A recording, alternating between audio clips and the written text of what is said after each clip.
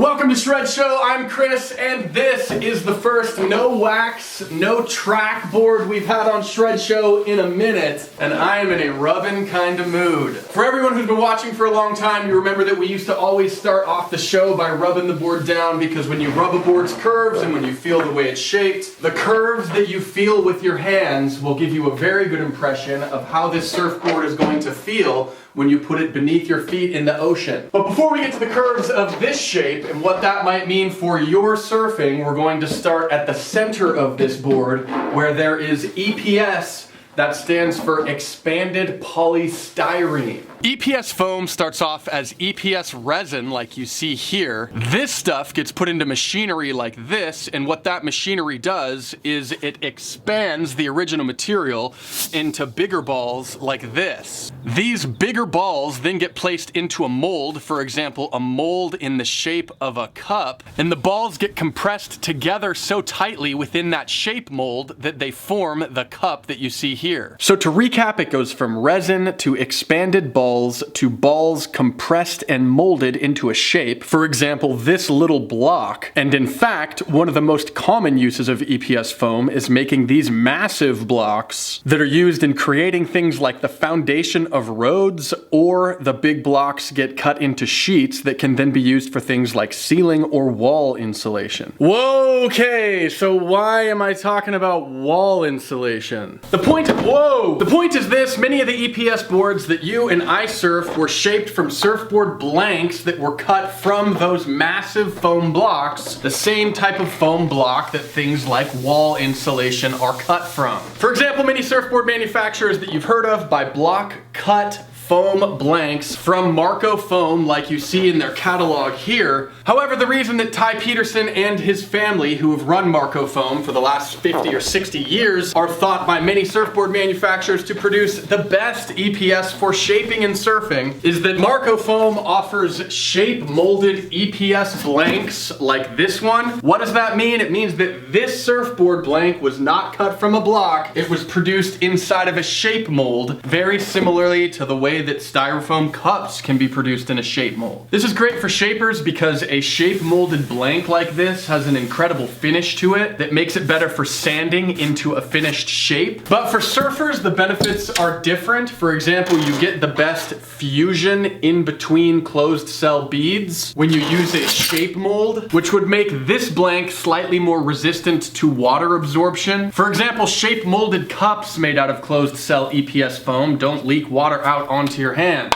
The last thing is that when you compress this enormous block of foam, like the ones that you just saw, it's very difficult to get the exact same compression at the center of that block that you have out on the edges of that block. That means that if you were to cut one of those blocks into like 20 or 30 different surfboard blanks, there would be varying levels of bead fusion in every blank that you cut out of it, which would mean that every blank has varying levels of density and rigidity and flexibility. The thing that fascinates me the most about all this is that if you were to hypothetically be running lost surfboards and you wanted to test carbon wrapped boards for the first time, you may prefer giving your team riders like Nate Yeomans or Mason Ho carbon wrapped boards made out of shape molded blanks, because these blanks come out from the mold the exact same every time. In science, they would call that isolating a variable, because you could test different placements of the carbon strips and differences in shape of the board. And you would know that if team riders gave you conflicting opinions, it would have everything to do with those two things and have nothing to do with differences in the blanks that the boards were shaped out of. So why this long segue into the nuances of EPS foam? Because the board in today's episode is a baby buggy shaped from a Marko Foam EPS stringerless blank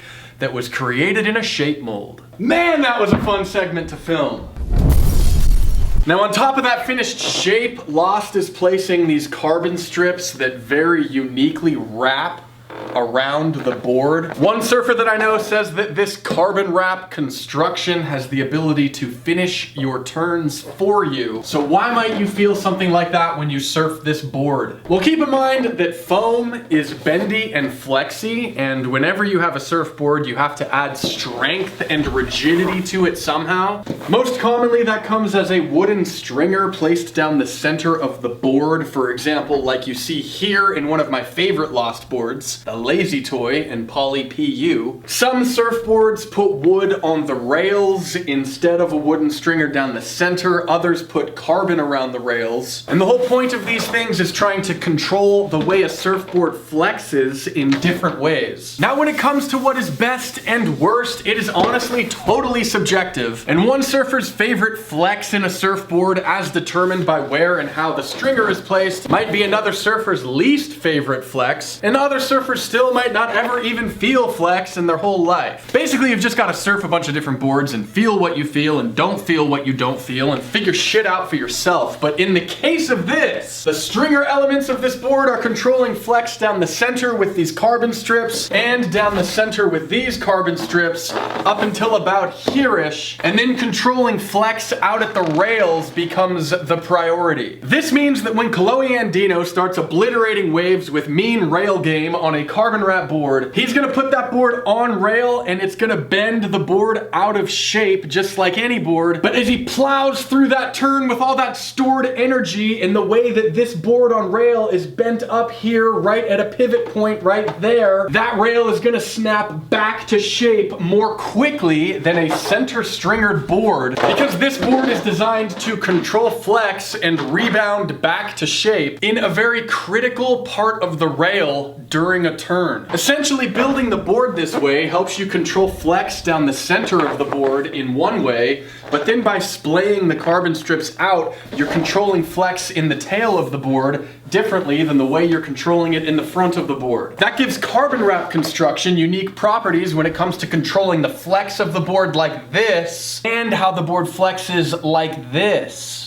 This is something that you could conceivably notice no matter where you are on the wave. For example, in generating speed, you could notice differences in how the board feels from the constructions you normally surf. But I think that most surfers are most likely to feel it when they come out of turns or in situations where you're quickly or rapidly pushing down on the tail and then releasing it. For example, banging the surfboard off the lip. It's something many surfers might really enjoy, and if you are surfing a carbon wrap board, tell us what you think in the YouTube comments down below this video. Now, an important distinction to make is that when you hear something like beach buggy or quiver killer or KA exacta subdriver or puddle jumper or any of the board models that are available in carbon wrap, all those names refer to a shape. So for example, you can get a beach buggy in carbon wrap, or you can get it in Poly PU, or you can get it in whatever other constructions Lost offers. When you look at the different shape models that Lost is offering in the carbon wrap construction, you see that most of them are pretty much geared towards waves around head high or a foot overhead and down. So when you see a carbon wrap board, it might be a hint that it's something geared towards helping you generate speed when the waves are not exactly 6 foot and firing. For example, this board is a shorter, wider version of a beach buggy. Both those things, of course, making this shape more optimized for smaller surf. If you don't know why, it's because when you take a short board and make it shorter and wider, you are compressing more of that board's foam down beneath where you paddle and stand on the board. That makes it float a little bit more, and it gives it a little bit more forward projection.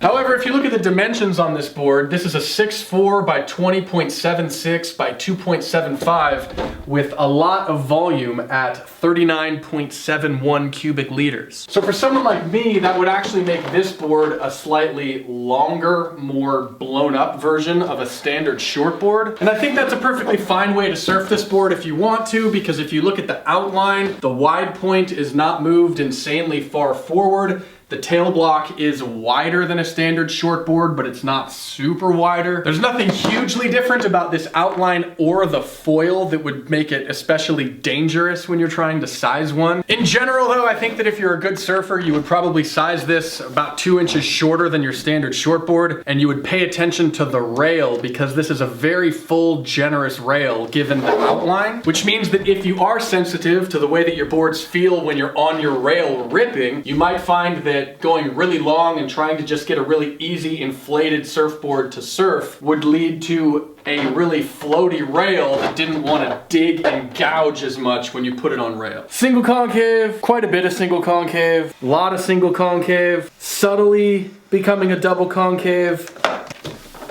Very subtle though. To wrap up, I think that if you are a good surfer, you would probably enjoy this board in about 2 to 6 foot waves, sized about 2, maybe 3 inches shorter than your standard shortboard, and with just a little bit bump up in volume from what you would surf your standard shortboard with. If you're an okay surfer and just want a shortboard outline that is a little bit easier to surf than a more traditional standard shortboard, you could surf this shape at about as long as you are tall to maybe 2 or 3 inches longer. And it's probably worth looking at a puddle jumper as well. Shred Nation, that is it for this episode. To learn more about carbon wrap technology and the beach buggy, check out more info on Lost's website using the link down below. You can also find more info on Marko Foam and EPS Foam in general if you look down there. We'll see you soon on Shred Show. This episode was brought to you by Fnatic.com, where you can choose different fin sets you want to surf, rank all of your fin choices, and then receive one of your choices in the mail, which you can surf for as long as you want before you mail that set back to Fnatic and receive another one of your fin choices just a few days later. It's that easy to surf an unlimited fin quiver with Fnatic because their basic membership is just $9.99 a month, and you can get your first month for free by entering promo code SHRED, that is SHRED. You can cancel anytime, so it is risk-free at Fnatic.com.